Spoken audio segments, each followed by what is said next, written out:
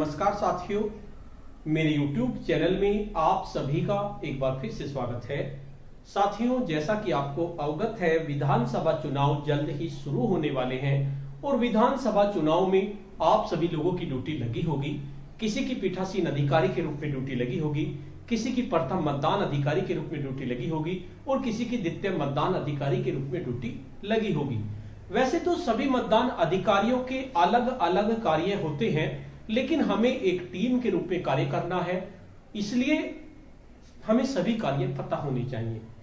विधानसभा चुनाव से संबंधित मैं काफी वीडियो बना चुका हूं, प्रत्येक पॉइंट की मैंने वीडियो बना दी है।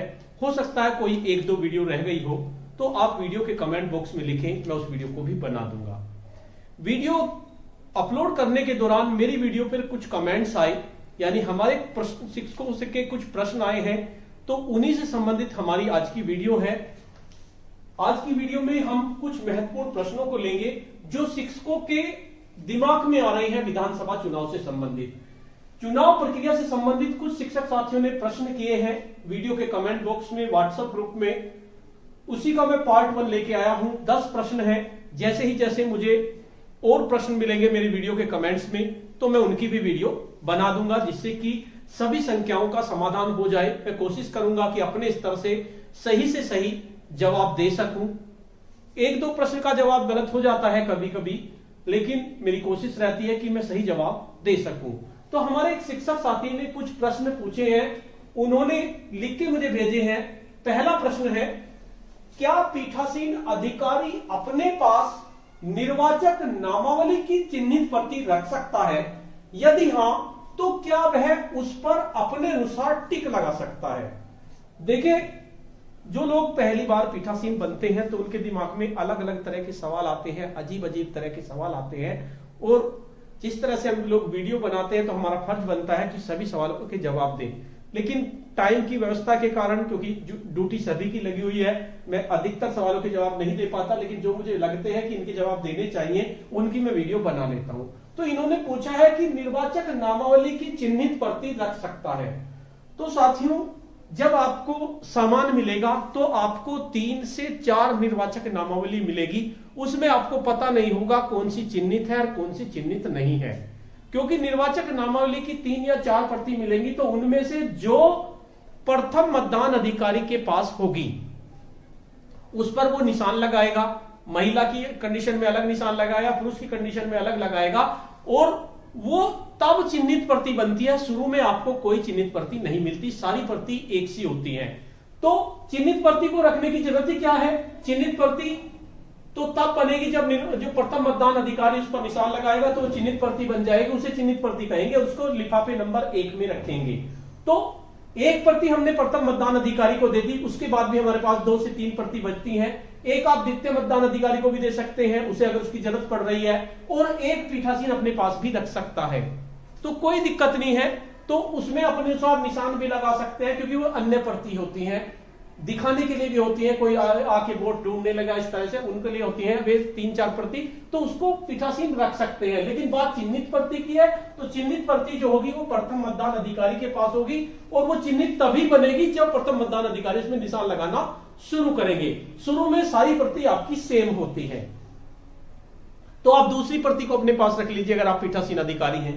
तो दूसरा सवाल है, उन्होंने ही पूछा है हमारे शिक्षक साथी ने, जब मतदान 6 बजे समाप्त होना है, 6 बजे मतदान समाप्त होना है, 6 बजे शुरू होना है, 1 घंटा फालतू कर दिया गया है, तो जैसे ही 6 बज जाएंगे तो इस बीच यदि लाइन में कोई मतदाता खड़ा है तो उसे अंत से कौन सी पर्ची देनी है? मान लीजिए आपने 6 बज गए, ये आपका बूथ है, यहां पर 6 बज गए, तो एक्यूरेट 6 बजते ही जो मेन गेट होता है उसको आप पुलिस वालों से कह के बंद करवा दीजिए 6 बजे।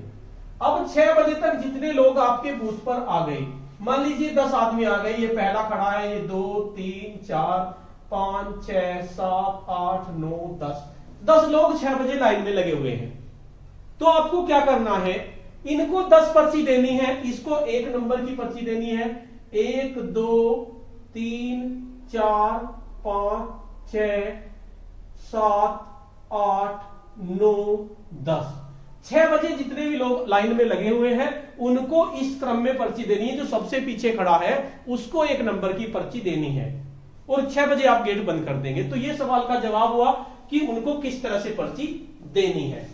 तीसरा उन्होंने कहा कि क्या साइन बोर्ड, अब ये साइन बोर्ड मेरी भी समझ में नहीं आया कि कौन से साइन बोर्ड की वे बात कर रहे हैं, और मतदान अभिकर्ता के जो पास होते हैं वापस मतदान अभिकर्ता से लेकर अपने पास रखने हैं, और क्या ये सामग्री के साथ जमा होंगे। तो ऐसा कुछ नहीं है, साइन बोर्ड जो लगाते हैं ऊपर लगा देते हैं अपने पीछे मतदान अधिकारी, वे सब बोर्ड वहीं रह जाते हैं, और जो मतदान अभिकर्ता को हम पास जारी होते हैं वे भी उनके पास ही रखने होते हैं, हमें नहीं लेने। हमें तो उनके केवल नियुक्ति पत्र लेने हैं, जो आपको लिफाफे, असंवर्धित लिफाफे, नियुक्ति पत्र का एक लिफाफा है उसमें आपको रखने होते हैं। तो पास तो उनके पास ही रहते हैं, हमें उससे कोई मतलब नहीं है, ना साइन बोर्ड से मतलब है। साइन बोर्ड अगर हमारे काम का है ले लेंगे, नहीं तो कोई जरूरत नहीं है, उसको आप वहीं छोड़ देंगे। चौथा है, क्या एएसबी सूची, सीएसबी सूची और ब्लाइंड सूची अलग से मिलेगी। तो देखिए, मतदाता सूची में ब्लाइंड सूची कोई नहीं होती, पहली बात तो ये सूची तो आपको नहीं मिलनी। मतदाता है वो ब्लाइंड हो सकता है, नहीं भी हो सकता, उसका वोटर लिस्ट में नाम है और वोटर लिस्ट में भी ये नहीं लिखा होता कि ये ब्लाइंड है। तो आपको उसकी वोट गिरवानी है, किस तरह से गिरवाएं ये आप पे डिपेंड करता है।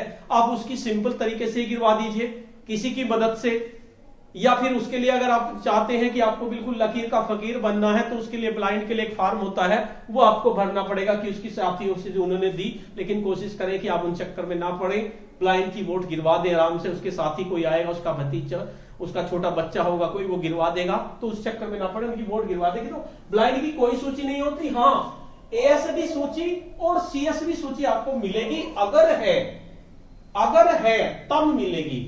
सीएसबी सूची वही होती है आपकी प्रोक्सी वाली, तो ये भी आपको बहुत कम चांसेस होते हैं, केवल 1% चांसेस इसके होते हैं। एएसबी सूची आपको मिल सकती है, यानी एब्सेंट, शिफ्टेड और डुप्लीकेट, इनकी सूची आपको मिल सकती है, और आपको इस सूची का ध्यान रखना है, इसकी वोट आप गिरवाएंगे एएसबी वाली की। सीएसबी की भी प्रोक्सी वाली मैंने आपको बताया था, प्रोक्सी किसे कहते हैं इसके बारे में भी मैंने विस्तार से बताया हुआ है। तो ये सूची आपको मिल सकती है, एएसबी सूची और सीएसबी सूची। जब आपको समान मिले तो आप देख लीजिए, लेकिन ब्लाइंड सूची आपको कोई नहीं मिलेगी। 5वां प्रश्न है, यदि कोई प्रपत्र उपयोग में नहीं आता है तो क्या करेंगे। जैसे चैलेंज वोट, टेंडर वोट, थाना प्रभारी को शिकायती पत्र, इनके उपयोग न आने पर इनकी डिटेल को फिल करेंगे या नहीं करेंगे। तो इस तरह के प्रश्न उन लोगों के दिमाग में आते हैं जो पहली बार पीठासीन बनते हैं। अगर जो पीठासीन बने हैं उनको पता है इनका क्या करना है। ये सब सिंपल सा जवाब है, अगर प्रपत्र उपयोग में नहीं आ रहा है, और ज्यादातर उपयोग में नहीं आएंगे क्योंकि चैलेंज वोट भी बहुत कम गिरती है, नहीं गिरती, टेंडर वोट भी नहीं गिरती, थाना प्रभारी को शिकायती पत्र भी नहीं होता, इनके झंझट में भी ज्यादातर पीठासीन अधिकारी जो समझदार होते हैं वो नहीं पढ़ते, मतदान सही रूप से होता है। क्या करेंगे इनके प्रपत्र को, जो जिसका लिफाफा है, मान लीजिए कोई थाना प्रभारी को शिकायती पत्र का लिफाफा है, तो उसका वो जो प्रपत्र होगा फाड़ के उसमें रख देंगे, उसमें सारी एंट्री भर देंगे, विधानसभा का नाम भर देंगे, बूथ का नाम भर देंगे, अपनी साइन कर देंगे, और 2-2 मिलते हैं, कम से कम 2-2 मिलते हैं ये लोग। ये भी आपका चैलेंज वोट के भी 2 होते हैं, टेंडर वोट के भी 2 होते हैं, तो एक पे आप पहले से ही NIL नील लिखकर उस लिफाफे में रख दें, और एक में आप एंट्री फिलअप करके भरे। अगर कोई आपको इस तरह से कंडीशन आ जाती है तो नील वाला तो उसमें से निकाल लो लिफाफे में से, जिसमें से आपने शुरू में रखा था, और उसमें भर के वो वाला रख दो प्रपत्र। अब जरूरत नहीं है तो आपने नील पहले से ही रखा है। वैसे ज्यादातर ये नील ही जाते हैं, केवल उनमें आप बूथ संख्या, मध्य स्थल संख्या जो भी कुछ होती है, विधानसभा क्षेत्र संख्या, दिनांक, तारीख, समय, और उसमें अपने साइन कर लें, और बीच में जो होता है उसमें लिख दें नील, ऐसे लाइन खींच के, और एक पत्र को खाली छोड़ दें, उसमें नील ना लिखें, क्योंकि अगर ऐसी कंडीशन आती है तो उस वाले को निकाल लें, नील वाले को निकाल के फाड़ दें और दूसरे वाले को उसमें रख दें। वैसे इसकी जरूरत नहीं पड़ती, ये ज्यादातर मिल ही जाते हैं। अगला प्रश्न है, पोलिंग एजेंट को कहां बिठाना है। पोलिंग एजेंट आपके जिस रूम में वोटिंग हो रही है उससे बाहर बैठेंगे, पोलिंग एजेंट, अंदर नहीं बिठाना उनको बाहर बिठाना है, ऐसी जगह से जहां से उनको सारी अंदर की प्रक्रिया दिखती रहे और वे मतदाताओं को पहचानते भी रहे, ऐसी जगह बिठाना है, अंदर नहीं बिठाना, बाहर बिठाना है। बाहर उनकी बेंच लगी होंगी, कुर्सी लगी होंगी, वे बैठ जाएंगे, उसमें आपको टेंशन लेने की जरूरत नहीं है। नेक्स्ट है वोटर लिस्ट में डिलीटेड पीबी और ईडीसी लिखा होने पर वोट डलवाना है या नहीं।